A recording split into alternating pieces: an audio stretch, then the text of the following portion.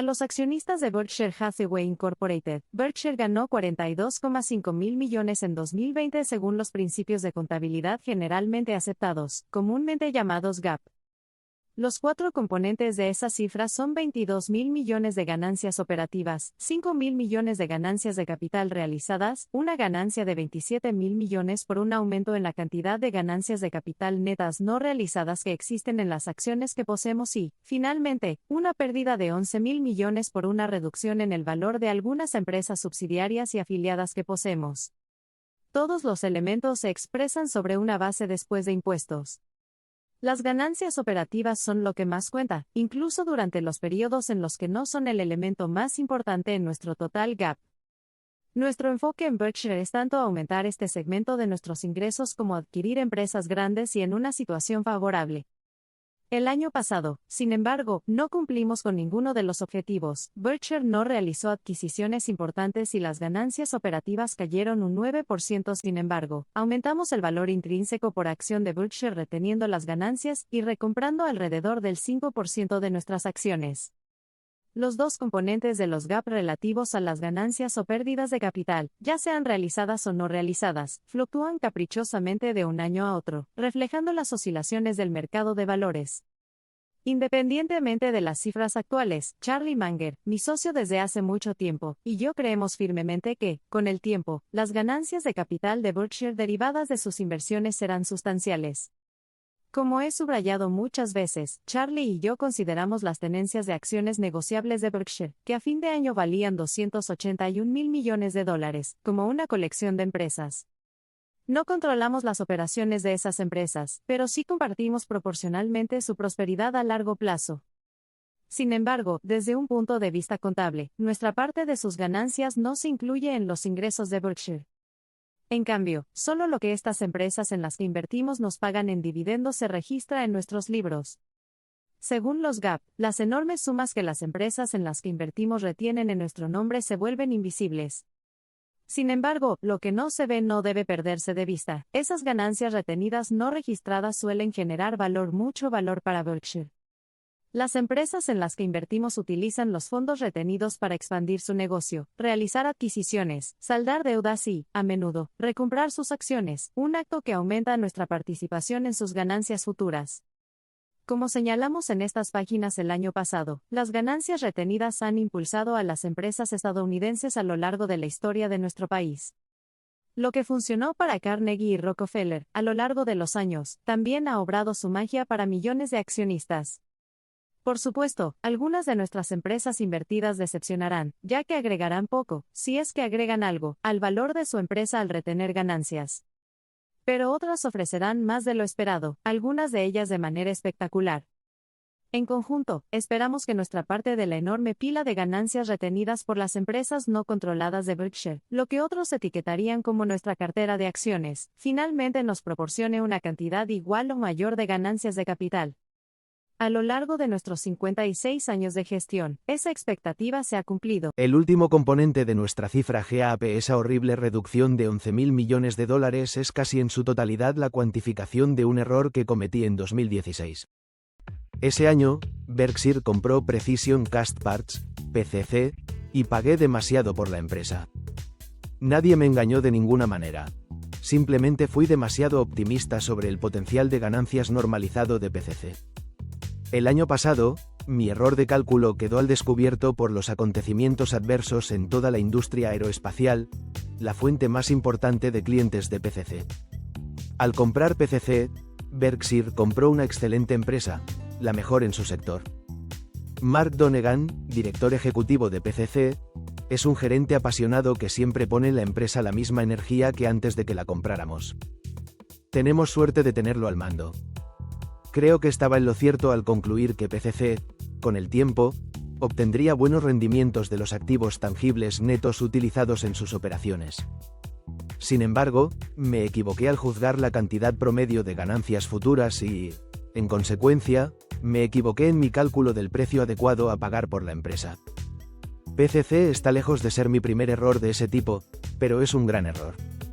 Dos cuerdas en nuestro arco a Berkshire se le suele etiquetar como conglomerado, un término negativo que se aplica a las empresas holding que poseen una mezcolanza de negocios no relacionados. Y, sí, eso describe a Berkshire, pero solo en parte. Para entender cómo y por qué nos diferenciamos del conglomerado prototipo, repasemos un poco de historia. Con el tiempo, los conglomerados generalmente se han limitado a comprar empresas en su totalidad. Esa estrategia, sin embargo, trajo consigo dos problemas importantes. Uno era irresoluble. La mayoría de las empresas verdaderamente grandes no tenían interés en que alguien las adquiriera.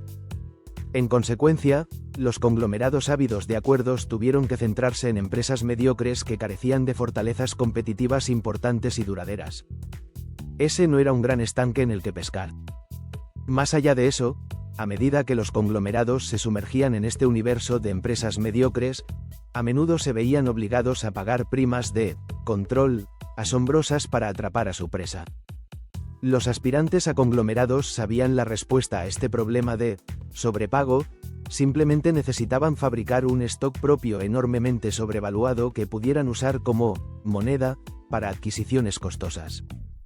Te pagaré $10 por tu perro dándote 2 de mis gatos de $5.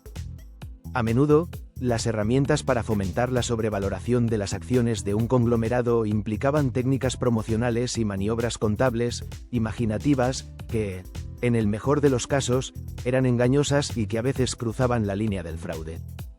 Cuando estos trucos eran exitosos, el conglomerado empujaba sus propias acciones a, digamos, el triple de su valor comercial para ofrecer al objetivo el doble de su valor.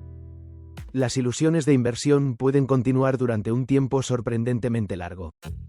A Wall Street le encantan los honorarios que genera la realización de acuerdos, y a la prensa le encantan las historias que proporcionan los promotores pintorescos. En un momento dado, también, el precio en alza de una acción promocionada puede convertirse en sí mismo en la prueba de que una ilusión es real. Al final, por supuesto, la fiesta termina y muchos emperadores empresariales acaban desnudos. La historia financiera está repleta de nombres de famosos conglomerados empresariales que inicialmente fueron ensalzados como genios empresariales por periodistas, analistas y banqueros de inversión, pero cuyas creaciones acabaron siendo vertederos de chatarra empresarial. Los conglomerados se ganaron su terrible reputación. Charlie y yo queremos que nuestro conglomerado sea propietario de todo o parte de un grupo diverso de empresas con buenas características económicas y buenos gerentes.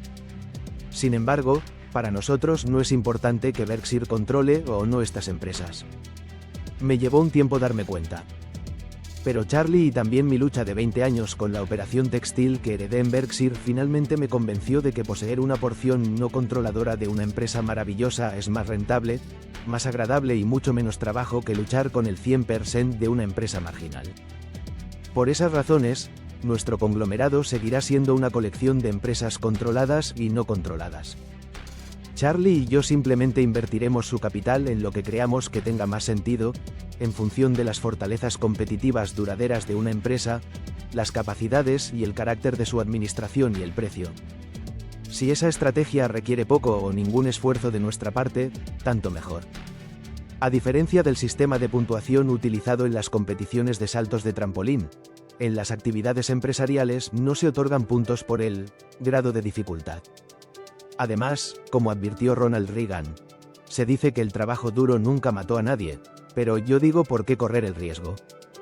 Las joyas de la familia y cómo aumentamos su participación en estas joyas. En la página A1 enumeramos las filiales de Berkshire, una mezcla heterogénea de empresas que emplean a 360.000 personas al final del año. Puede leer mucho más sobre estas operaciones controladas en el formulario 10K que llena la parte posterior de este informe. Nuestras principales posiciones en empresas que en parte poseemos y no controlamos se enumeran en la página 7 de esta carta. Esa cartera de empresas también es grande y diversa. Sin embargo, la mayor parte del valor de Berkshire reside en 4 negocios, 3 controlados y uno en el que tenemos solo un 5,4% de participación. Los 4 son joyas. El de mayor valor es nuestra operación de seguros de daños y responsabilidad civil, que durante 53 años ha sido el núcleo de Berkshire. Nuestra familia de aseguradoras es única en el campo de los seguros. También lo es su gerente, Ajit Jain, quien se unió a Berkshire en 1986. En general, la flota de seguros opera con mucho más capital que el que utilizan cualquiera de sus competidores en todo el mundo. Esa fortaleza financiera, junto con el enorme flujo de efectivo que Berkshire recibe anualmente de sus negocios no relacionados con seguros, permite a nuestras compañías de seguros seguir con seguridad una estrategia de inversión con un alto contenido de capital que no es viable para la abrumadora mayoría de las aseguradoras. Esos competidores, tanto por razones regulatorias como de calificación crediticia, deben centrarse en los bonos. Y los bonos no son el lugar para estar en estos días. Puede creer que los ingresos disponibles recientemente de un bono del Tesoro de Estados Unidos a 10 años, el rendimiento era del 0,93% a fin de año, hayan caído un 94% desde el rendimiento del 15,8% disponible en septiembre de 1981.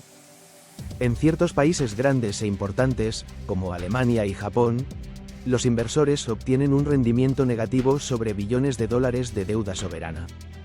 Los inversores de renta fija de todo el mundo, ya sean fondos de pensiones, compañías de seguros o jubilados, se enfrentan a un futuro sombrío. Algunas aseguradoras, así como otros inversores en bonos, pueden intentar aumentar los patéticos rendimientos disponibles actualmente desplazando sus compras a obligaciones respaldadas por prestatarios inestables. Sin embargo, los préstamos riesgosos no son la respuesta a las tasas de interés inadecuadas. Hace 3 décadas, la otrora poderosa industria de ahorro y préstamo se destruyó a sí misma, en parte por ignorar esa máxima. Berkshire ahora disfruta de 138.000 millones de dólares de flotación de seguros, fondos que no nos pertenecen, pero que sin embargo son nuestros para invertir, ya sea en bonos, acciones o equivalentes de efectivo como letras del Tesoro de Estados Unidos. La flotación tiene algunas similitudes con los depósitos bancarios, los flujos de efectivo que entran y salen diariamente hacia las aseguradoras, y el total que poseen varía muy poco. Es probable que la enorme suma que posee Berkshire se mantenga cerca de su nivel actual durante muchos años y, en términos acumulativos, no nos ha costado nada. Ese feliz resultado, por supuesto, podría cambiar, pero, con el tiempo, me gustan nuestras probabilidades. He explicado en repetidas ocasiones, algunos dirían que infinitamente, nuestra operación de seguros en mis cartas anuales a ustedes. Por lo tanto, este año pediré a los nuevos accionistas que deseen aprender más sobre nuestro negocio de seguros y flotación, que lean la sección pertinente del informe de 2019, reproducido en la página A2. Es importante que comprendan los riesgos, así como las oportunidades, que existen en nuestras actividades de seguros. Nuestros activos segundo y tercero más valiosos, a esta altura, es prácticamente una moneda al aire, son la propiedad del 100% de Berkshire en BNSF, la empresa ferroviaria más grande de Estados Unidos en términos de volumen de carga, y nuestra propiedad del 5,4% de Apple. Y en el cuarto lugar está nuestra propiedad del 91% de Berkshire Hathaway Energy, BHE. Lo que tenemos aquí es una empresa de servicios públicos muy inusual, cuyas ganancias anuales han crecido de 122 millones de dólares a 3.400 millones de dólares durante nuestros 21 años de propiedad. Habré más que decir sobre BNSF y BHE más adelante en esta carta. Por ahora, sin embargo, me gustaría centrarme en una práctica que Berkshire utilizará periódicamente para mejorar su interés tanto en sus 4 grandes, como en los muchos otros activos que posee. El año pasado demostramos nuestro entusiasmo por la variedad de propiedades de Berkshire recomprando el equivalente a 80.998 acciones, gastando 24.700 millones de dólares en el proceso. Esa acción aumentó su participación en todas las empresas de Berkshire en un 5,2% sin necesidad de que usted siquiera tocara su billetera. Siguiendo los criterios que Charlie y yo hemos recomendado desde hace tiempo, hicimos esas compras porque creíamos que aumentarían el valor intrínseco por acción para los accionistas que siguen en activo y dejarían a Berkshire con fondos más que suficientes para cualquier oportunidad o problema que pudiera encontrar. De ninguna manera pensamos que las acciones de Berkshire deban recomprarse a cualquier precio. Hago hincapié en ese punto porque los directores ejecutivos estadounidenses tienen un vergonzoso historial de dedicar más fondos de la empresa a recompras cuando los precios han subido que cuando han caído. Nuestro enfoque es exactamente el opuesto. La inversión de Berkshire en Apple ilustra vívidamente el poder de las recompras. Empezamos a comprar acciones de Apple a finales de 2016 y, a principios de julio de 2018, poseíamos un poco más de 1.000 millones de acciones de Apple, ajustadas por división. Dicho esto, hago referencia a la inversión mantenida en la cuenta general de Berkshire y excluyo una tenencia muy pequeña y administrada por separado de acciones de Apple que se vendió posteriormente. Cuando finalizamos nuestras compras a mediados de 2018, la cuenta general de Berkshire poseía el 5,2% de Apple. Nuestro coste por esa participación fue de 36.000 millones de dólares. Desde entonces, ambos hemos disfrutado de dividendos regulares, con un promedio de unos 775 millones de dólares anuales, y también, en 2020, nos hemos embolsado 11.000 millones de dólares adicionales vendiendo una pequeña parte de nuestra posición. A pesar de esa venta, voilà. Berkshire ahora posee el 5,4% de Apple. Ese aumento no nos ha costado nada, ya que se ha producido porque Apple ha recomprado continuamente sus acciones, reduciendo así sustancialmente el número que tiene actualmente en circulación. Pero esas no son todas las buenas noticias. Debido a que también recompramos acciones de Berkshire durante los 2 años y medio, ahora posee indirectamente un 10 hace más de los activos y las ganancias futuras de Apple que en julio de 2018. Esta agradable dinámica continúa.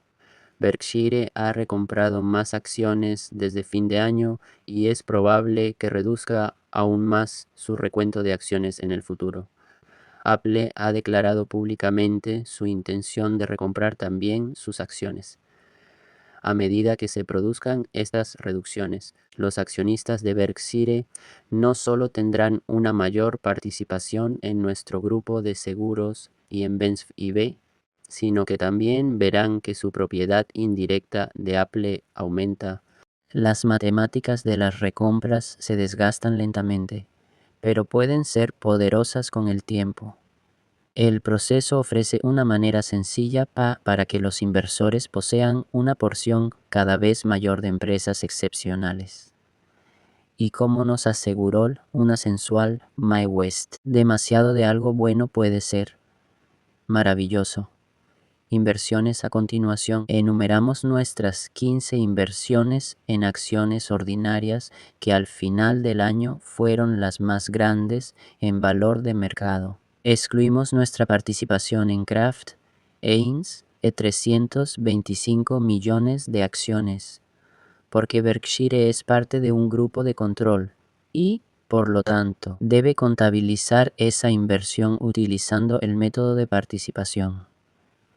En su balance, Berkshire lleva la participación en Kraft Heinz a una cifra GAAP de 13.000 millones, una cantidad que representa la parte de Berkshire del patrimonio neto auditado de Kraft Heinz al 31 de diciembre de 2020.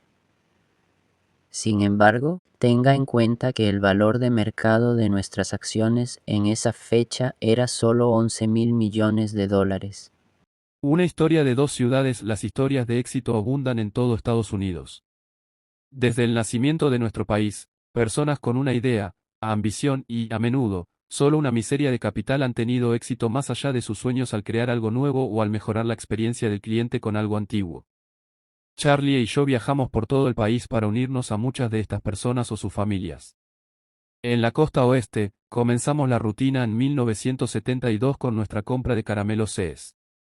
Hace un siglo, Macy se propuso entregar un producto antiguo que había reinventado con recetas especiales. A su plan de negocio se sumaron pintorescas tiendas atendidas por vendedores amables. Su primer pequeño local en Los Ángeles eventualmente dio lugar a varios cientos de tiendas, repartidas por todo el oeste. Hoy, las creaciones de la señora sí siguen deleitando a los clientes y, al mismo tiempo, brindan empleo de por vida a miles de mujeres y hombres. El trabajo de Berkshire es simplemente no interferir en el éxito de la empresa. Cuando una empresa fabrica y distribuye un producto de consumo no esencial, el cliente es el jefe. Y, después de 100 años, el mensaje del cliente a Berkshire sigue siendo claro: no te metas con mis dulces. El sitio web es http://3ubs.sis.com/prueba el turrón de maní. Vayamos al otro lado del continente, a Washington, D.C. En 1936, Leo Goodwin, junto con su esposa, Lillian, se convencieron de que el seguro de automóviles, un producto estandarizado que se compraba habitualmente a los agentes, podía venderse directamente a un precio mucho más bajo. Armados con 100.000, la pareja se enfrentó a aseguradoras gigantes que poseían 1000 veces o más su capital. La compañía de seguros de empleados del gobierno, más tarde abreviada como GEICO, estaba en camino. Por suerte, hace 70 años conocí el potencial de la empresa. Al instante se convirtió en mi primer amor en el ámbito de las inversiones. Ya conocen el resto de la historia. Berkshire acabó convirtiéndose en el propietario del 100% de GEICO, que a sus 84 años de edad está constantemente afinando, pero sin cambiar la visión de Leo y Lillian. Sin embargo, ha habido un cambio en el tamaño de la empresa. En 1937, su primer año completo de funcionamiento, GEICO facturó $238.000. El año pasado, la cifra fue de $35.000 millones. Hoy, con gran parte de las finanzas, los medios de comunicación, el gobierno y la tecnología ubicados en áreas costeras, es fácil pasar por alto los muchos milagros que ocurren en el centro de Estados Unidos. Centrémonos en dos comunidades que brindan ejemplos asombrosos del talento y la ambición que existen en todo nuestro país. No les sorprenderá que comience con Omaha. En 1940, Jack Greenwald, un graduado de la Central High School de Omaha, la alma mater también de Charlie, mi padre, mi primera esposa, nuestros 3 hijos y 2 nietos, decidió iniciar una compañía de seguros de daños y daños materiales financiada con un capital de $125.000. El sueño de Jack era absurdo, ya que exigía que su pequeña empresa, bautizada de forma un tanto pomposamente como National Indemnity, compitiera con aseguradoras gigantes, todas las cuales operaban con abundante capital.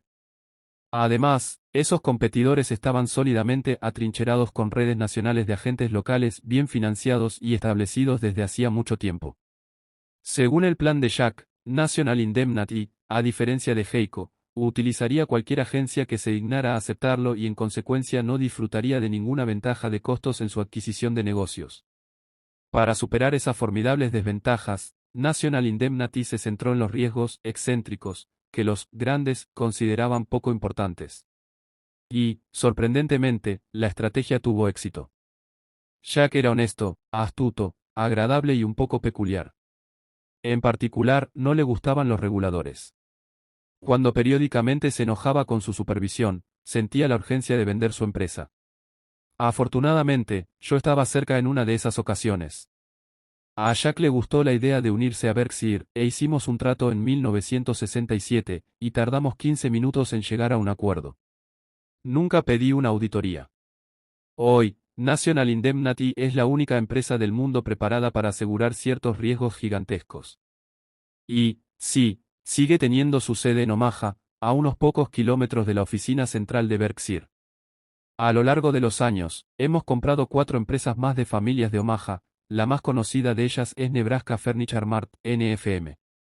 La fundadora de la empresa, Rose Blankin, señora B., llegó a Seattle en 1915 como emigrante rusa, incapaz de leer o hablar inglés. Se instaló en Omaha varios años después y en 1936 había ahorrado $2.500 con los que poner en marcha una mueblería.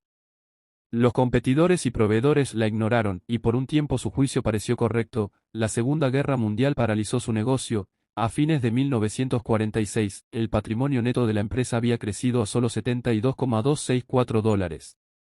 El efectivo, tanto en la caja como en depósito, totalizaba $50. No es un error tipográfico. Sin embargo, un activo invaluable no quedó registrado en las cifras de 1946. Louis Blankin, el único hijo de la señora B., se había reincorporado a la tienda después de 4 años en el ejército de los EU. Louis luchó en la playa Omaha de Normandía después de la invasión del día D. Ganó un corazón púrpura por las heridas sufridas en la batalla de las Ardenas y finalmente navegó a casa en noviembre de 1945. Una vez que la señora B y Louis se reunieron, no hubo forma de detener a NFM. Impulsados por su sueño, madre e hijo trabajaron día, noche y fines de semana. El resultado fue un milagro minorista. En 1983, la pareja había creado un negocio que valía $60 millones. Ese año, el día de mi cumpleaños, Berkshire compró el 80% de NFM, de nuevo sin auditoría. Contaba con los miembros de la familia Blankin para dirigir el negocio, la tercera y la cuarta generación lo hacen hoy. Cabe señalar que la señora B trabajó a diario hasta los 103 años, una edad de jubilación ridículamente prematura a juzgar por Charlie y por mí.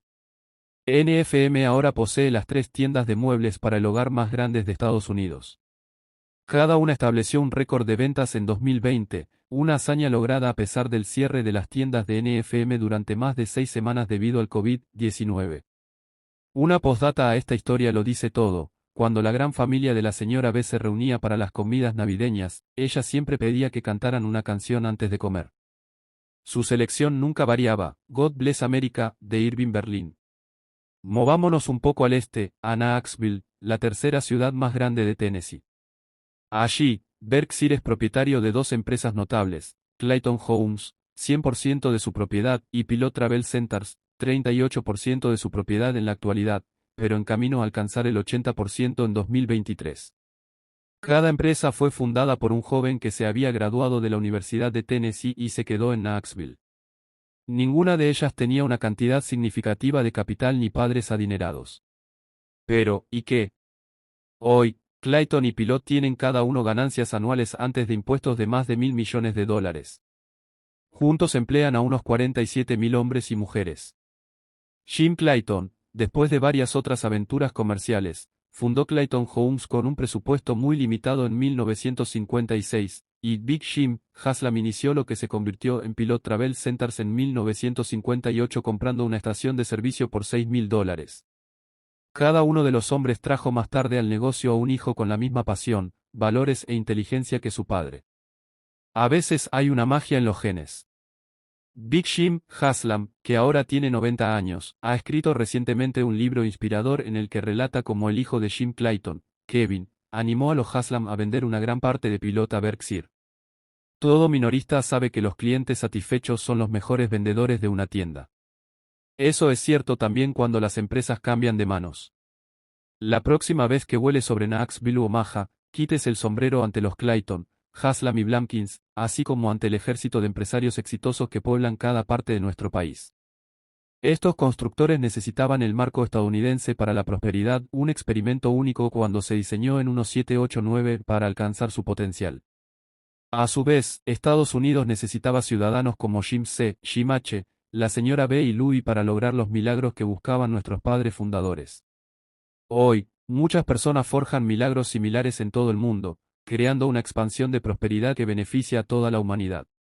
Sin embargo, en sus breves 232 años de existencia, no ha habido una incubadora para liberar el potencial humano como Estados Unidos. A pesar de algunas interrupciones graves, el progreso económico de nuestro país ha sido asombroso. Más allá de eso, mantenemos nuestra aspiración constitucional de convertirnos en una unión más perfecta. El progreso en ese frente ha sido lento, desigual y a menudo desalentador. Sin embargo, hemos avanzado y seguiremos haciéndolo. Nuestra conclusión inquebrantable: nunca apuestes contra Estados Unidos. La sociedad Berkshire es una corporación de Delaware y nuestros directores deben cumplir con las leyes del Estado. Entre ellas se encuentra un requisito de que los miembros de la Junta deben actuar en el mejor interés de la corporación y sus accionistas. Nuestros directores adoptan esa doctrina. Además, por supuesto, los directores de Berkshire quieren que la compañía deleite a sus clientes, desarrolle y recompense el talento de sus 360.000 asociados, se comporte honorablemente con los prestamistas y sea considerada como un buen ciudadano de las muchas ciudades y estados en los que operamos. Valoramos estos 4 grupos importantes. Sin embargo, ninguno de estos grupos tiene voto para determinar asuntos como dividendos, dirección estratégica, selección del director ejecutivo o adquisiciones y desinversiones. Responsabilidades como esas recaen exclusivamente en los directores de Berkshire, quienes deben representar fielmente los intereses a largo plazo de la corporación y sus propietarios. Más allá de los requisitos legales, Charlie y yo sentimos una obligación especial con los muchos accionistas individuales de Berkshire. Un poco de historia personal puede ayudarle a comprender nuestro apego inusual y cómo éste moldea nuestro comportamiento. Antes de mis años en Berkshire, administré el dinero de muchas personas a través de una serie de sociedades, las primeras 3 de las cuales se formaron en 1956. Con el paso del tiempo, el uso de múltiples entidades se volvió difícil de manejar y, en 1962, fusionamos 12 sociedades en una sola unidad, Buffett Partnership Ltd, BPL. Para ese año, prácticamente todo mi dinero, y también el de mi esposa, se había invertido junto con los fondos de mis numerosos socios limitados. No recibía salario ni honorarios. En cambio, como socio general, mis socios limitados me compensaban solo después de que consiguieran rendimientos superiores a un umbral anual del 6%. Si los rendimientos no alcanzaban ese nivel, el déficit se trasladaría a mi parte de las ganancias futuras. Afortunadamente, eso nunca sucedió, los retornos de la sociedad siempre superaron el bogey del 6%. A medida que fueron pasando los años, gran parte de los recursos de mis padres, hermanos, tías, tíos, primos y suegros se invirtieron en la sociedad. Charlie formó su sociedad en 1962 y operaba de forma muy similar a como lo hacía yo. Ninguno de los dos tenía inversores institucionales y muy pocos de nuestros socios tenían experiencia financiera. Las personas que se unieron a nuestras empresas simplemente confiaban en que tratáramos su dinero como tratábamos el nuestro. Estas personas, ya sea intuitivamente o confiando en el consejo de amigos, concluyeron correctamente que Charlie y yo teníamos una aversión extrema a la pérdida permanente de capital y que no habríamos aceptado su dinero a menos que esperáramos obtener buenos resultados con él. Me topé con la gestión empresarial después de que BPL adquiriera el control de Berkshire en 1965. Más tarde, en 1969, decidimos disolver BPL. Después de fin de año, la sociedad distribuyó, a prorrata, todo su efectivo junto con 3 acciones, la más grande por valor siendo la participación del 70,5% de BPL en Berkshire. Mientras tanto, Charlie cerró su operación en 1977. Entre los activos que distribuyó a los socios se encontraba una importante participación en Blue Chip Stamps, una empresa que su sociedad, Berkshire y yo controlábamos conjuntamente. Blue Chip también estaba entre las 3 acciones que mi sociedad había distribuido tras su disolución.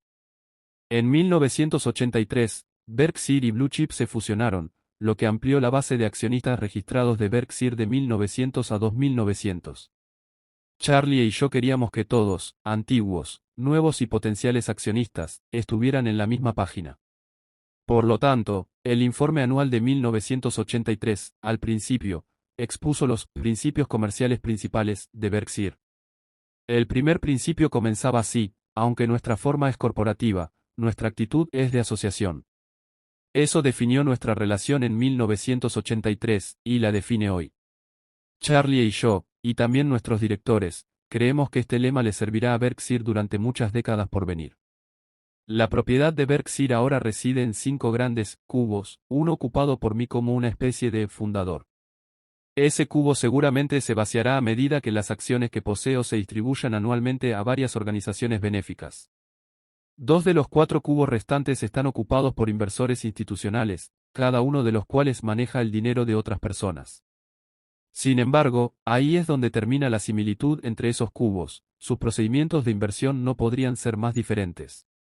En un cubo institucional están los fondos indexados, un segmento grande y en expansión del mundo de la inversión. Estos fondos simplemente imitan el índice que siguen. El favorito de los inversores indexados es el S&P 500, del que Berkshire es un componente.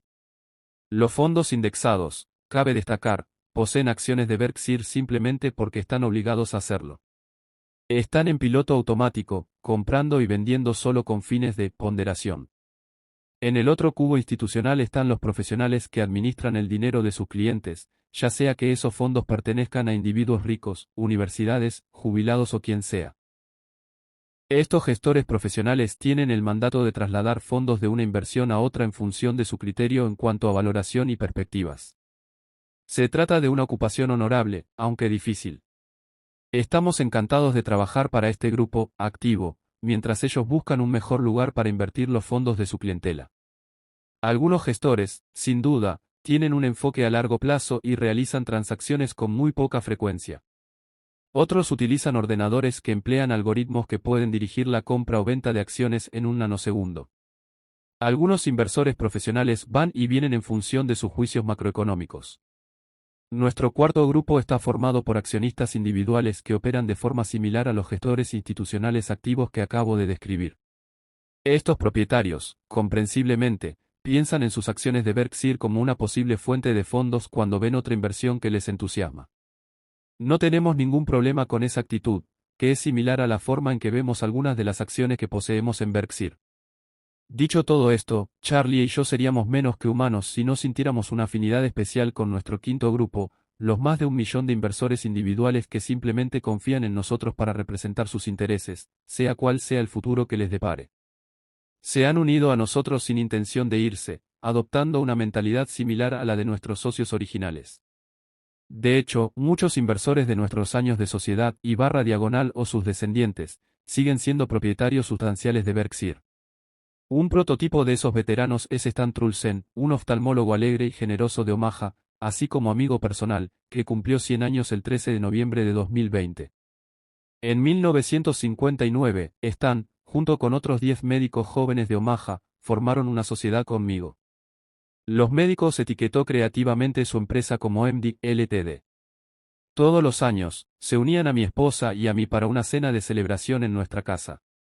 Cuando nuestra sociedad distribuyó sus acciones de Berkshire en 1969, todos los médicos conservaron las acciones que recibieron. Puede que no conocieran los entresijos de la inversión o la contabilidad, pero sí sabían que en Berkshire serían tratados como socios. 2 de los camaradas de Stan de MD tienen ahora más de 90 años y siguen teniendo acciones de Berkshire. La sorprendente durabilidad de este grupo, junto con el hecho de que Charlie y yo tenemos 97 y 90 años, respectivamente, plantea una pregunta interesante: ¿podría ser que la propiedad de Berkshire fomente la longevidad? La inusual y valiosa familia de accionistas individuales de Berkshire puede ayudar a que entiendas mejor nuestra reticencia a cortejar a los analistas de Wall Street y a los inversores institucionales. Ya tenemos los inversores que queremos y no creemos que, en general, se vean mejorados por los reemplazos. Hay solo una cierta cantidad de asientos, es decir, acciones en circulación, disponibles para la propiedad de Berkshire. Y nos gustan mucho las personas que ya los ocupan. Por supuesto, habrá cierta rotación de socios. Sin embargo, Charlie y yo esperamos que sea mínima. Después de todo, ¿quién busca una rápida rotación de amigos, vecinos o matrimonio? En 1958, Bill Fisher escribió un excelente libro sobre inversiones. En él, comparó la gestión de una empresa pública con la gestión de un restaurante. Si buscas comensales, decía, puedes atraer una clientela y prosperar ofreciendo hamburguesas servidas con una Coca-Cola o una cocina francesa acompañada de vinos exóticos. Pero no se debe, advirtió Fisher, cambiar caprichosamente de uno a otro. El mensaje a los clientes potenciales debe ser coherente con lo que encontrarán al ingresar a sus instalaciones. En Berkshire, llevamos 56 años sirviendo hamburguesas y Coca-Cola. Valoramos la clientela que ha atraído esta comida. Las decenas de millones de otros inversores y especuladores de Estados Unidos y otros lugares tienen una amplia variedad de opciones de acciones que se adaptan a sus gustos. Encontrarán directores ejecutivos y gurús del mercado con ideas atractivas. Si quieren precios objetivo, ganancias controladas e historias, no les faltarán pretendientes. Los técnicos les instruirán con confianza sobre lo que algunos movimientos en un gráfico presagian para el próximo movimiento de una acción. Las llamadas a la acción nunca cesarán. Debo añadir que muchos de esos inversores lo harán bastante bien. Después de todo, la propiedad de acciones es en gran medida un juego de suma positiva.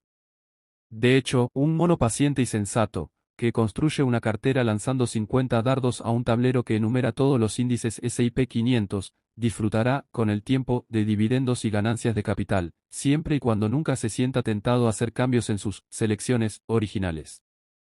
Dicho todo esto, Charlie y yo seríamos menos que humanos si no sintiéramos una afinidad especial con nuestro quinto grupo, los más de 1 millón de inversores individuales que simplemente confían en nosotros para representar sus intereses, sea cual sea el futuro que les depare. Se han unido a nosotros sin intención de irse, adoptando una mentalidad similar a la de nuestros socios originales. Dicho todo esto, Charlie y yo seríamos menos que humanos si no sintiéramos una afinidad especial con nuestro quinto grupo, los más de 1 millón de inversores individuales que simplemente confían en nosotros para representar sus intereses, sea cual sea el futuro que les depare. Se han unido a nosotros sin intención de irse, adoptando una mentalidad similar a la de nuestros socios originales. De hecho, muchos inversores de nuestros años de sociedad y barra diagonal o sus descendientes, siguen siendo propietarios sustanciales de Berkshire. Un prototipo de esos veteranos es Stan Trulsen, un oftalmólogo alegre y generoso de Omaha, así como amigo personal, que cumplió 100 años el 13 de noviembre de 2020. En 1959, Stan, junto con otros 10 médicos jóvenes de Omaha, formaron una sociedad conmigo. Los médicos etiquetó creativamente su empresa como MD Ltd. Todos los años, se unían a mi esposa y a mí para una cena de celebración en nuestra casa. Cuando nuestra sociedad distribuyó sus acciones de Berkshire en 1969, todos los médicos conservaron las acciones que recibieron. Puede que no conocieran los entresijos de la inversión o la contabilidad, pero sí sabían que en Berkshire serían tratados como socios. Dos de los camaradas de Stan de MD tienen ahora más de 90 años y siguen teniendo acciones de Berkshire. La sorprendente durabilidad de este grupo, junto con el hecho de que Charlie y yo tenemos 97 y 90 años, respectivamente, plantea una pregunta interesante: ¿podría ser que la propiedad de Berkshire fomente la longevidad? La inusual y valiosa familia de accionistas individuales de Berkshire puede ayudar a que entiendas mejor nuestra reticencia a cortejar a los analistas de Wall Street y a los inversores institucionales. Ya tenemos los inversores que queremos y no creemos que, en general, se vean mejorados por los reemplazos.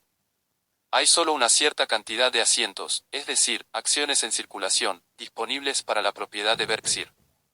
Y nos gustan mucho las personas que ya los ocupan. Por supuesto, habrá cierta rotación de socios. Sin embargo, Charlie y yo esperamos que sea mínima. Después de todo, ¿quién busca una rápida rotación de amigos, vecinos o matrimonio? En 1958, Bill Fisher escribió un excelente libro sobre inversiones. En él, comparó la gestión de una empresa pública con la gestión de un restaurante. Si buscas comensales, decía, puedes atraer una clientela y prosperar ofreciendo hamburguesas servidas con una Coca-Cola o una cocina francesa acompañada de vinos exóticos. Pero no se debe, advirtió Fisher, cambiar caprichosamente de uno a otro. El mensaje a los clientes potenciales debe ser coherente con lo que encontrarán al ingresar a sus instalaciones. En Berkshire, llevamos 56 años sirviendo hamburguesas y Coca-Cola.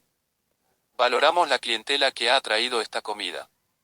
Las decenas de millones de otros inversores y especuladores de Estados Unidos y otros lugares tienen una amplia variedad de opciones de acciones que se adaptan a sus gustos. Encontrarán directores ejecutivos y gurús del mercado con ideas atractivas. Si quieren precios objetivo, ganancias controladas e historias, no les faltarán pretendientes. Los técnicos les instruirán con confianza sobre lo que algunos movimientos en un gráfico presagian para el próximo movimiento de una acción. Las llamadas a la acción nunca cesarán. Debo añadir que muchos de esos inversores lo harán bastante bien. Después de todo, la propiedad de acciones es en gran medida un juego de suma positiva. De hecho, un mono paciente y sensato, que construye una cartera lanzando 50 dardos a un tablero que enumera todos los índices S&P 500, disfrutará, con el tiempo, de dividendos y ganancias de capital, siempre y cuando nunca se sienta tentado a hacer cambios en sus selecciones originales. Los activos productivos, como granjas, bienes raíces y, sí, la propiedad de negocios, generan riqueza, mucha riqueza. La mayoría de los propietarios de tales propiedades serán recompensados. Todo lo que se requiere es el paso del tiempo, una calma interior, una amplia diversificación y una minimización de transacciones y tarifas. Aún así, los inversores nunca deben olvidar que sus gastos son los ingresos de Wall Street. Y, a diferencia de mi mono, los de Wall Street no trabajan por cacahuetes. Cuando haya puestos vacantes en Berkshire, y esperamos que sean pocos, queremos que los ocupen recién llegados que entiendan y deseen lo que ofrecemos. Después de décadas de gestión, Charlie y yo seguimos sin poder prometer resultados. Sin embargo, podemos y nos comprometemos a tratarlos como socios. Y lo mismo harán nuestros sucesores. Un número de Berkshire que puede sorprenderle recientemente. Me enteré de un hecho sobre nuestra empresa que nunca había sospechado. Berkshire posee propiedades, plantas y equipos con sede en Estados Unidos, el tipo de activos que conforman la infraestructura empresarial de nuestro país, con una valoración GAAP que supera la cantidad que posee cualquier otra empresa estadounidense. El costo depreciado de Berkshire de estos activos fijos nacionales es de 154.000 millones. El siguiente en la lista es AT&T, con propiedades, plantas y equipos de 127.000 millones. Debo añadir que nuestro liderazgo en la propiedad de activos fijos no es, en sí mismo, una señal de triunfo en materia de inversiones. Los mejores resultados se obtienen en empresas que requieren activos mínimos para llevar a cabo negocios de alto margen y ofrecen bienes o servicios que ampliarán su volumen de ventas con necesidades mínimas de capital adicional. De hecho, poseemos algunas de estas empresas excepcionales, pero son relativamente pequeñas y, en el mejor de los casos, crecen lentamente. Sin embargo, las empresas con muchos activos pueden ser buenas inversiones. De hecho, estamos encantados con nuestros dos gigantes, BNSF y BHE. En 2011, el primer año completo de propiedad de BNSF por parte de Berkshire, las dos empresas obtuvieron ganancias combinadas de $4.200 millones. En 2020, un año difícil para muchas empresas, ambas obtuvieron $8.300 millones. BNSF y BHE requerirán importantes gastos de capital durante las próximas décadas. La buena noticia es que es probable que ambas generen rendimientos adecuados sobre la inversión incremental. Veamos primero a BNSF. Su ferrocarril transporta aproximadamente el 15% de todas las toneladas milla no locales, una tonelada de carga transportada una milla, de mercancías que se trasladan en los Estados Unidos, ya sea por tren, camión, oleoducto, barcaza o avión. Por un margen significativo, las cargas de BNSF superan a las de cualquier otro transportista. La historia de los ferrocarriles estadounidenses es fascinante. Después de unos 150 años de construcción frenética, traiciones, sobreconstrucción, quiebras, reorganizaciones y fusiones, la industria ferroviaria finalmente emergió hace unas décadas como una industria madura y racionalizada. BNSF comenzó a operar en 1850 con una línea de 12 millas en el noreste de Illinois. Hoy, tiene 390 antecedentes cuyos ferrocarriles han sido comprados o fusionados. El extenso linaje de la compañía se presenta en http://www.bnsf.com/bnsf-bnsf/about-pdf/and-legacy.pdf. Berkshire adquirió BNSF a principios de 2010. Desde nuestra compra, el ferrocarril ha invertido $41.000 millones en activos fijos, un desembolso de $20.000 millones que cede sus cargos de depreciación. El ferrocarril es un deporte al aire libre, en el que se utilizan trenes de una milla de longitud que deben funcionar de manera confiable tanto en condiciones de frío como de calor extremos, y que se encuentran en todo tipo de terrenos, desde desiertos hasta montañas. Periódicamente se producen inundaciones masivas. BNSF posee 23.000 millas de vías, repartidas en 28 estados, y debe gastar lo que sea necesario para maximizar la seguridad y el servicio en todo su vasto sistema. Sin embargo, BNSF ha pagado dividendos sustanciales a Berkshire, $41.800 millones en total. El ferrocarril nos paga, sin embargo, solo lo que queda después de satisfacer las necesidades de su negocio y mantener un saldo en efectivo de unos $2.000 millones. Esta política conservadora permite a BNSF tomar préstamos a tasas bajas, independientemente de cualquier garantía de su deuda por parte de Berkshire.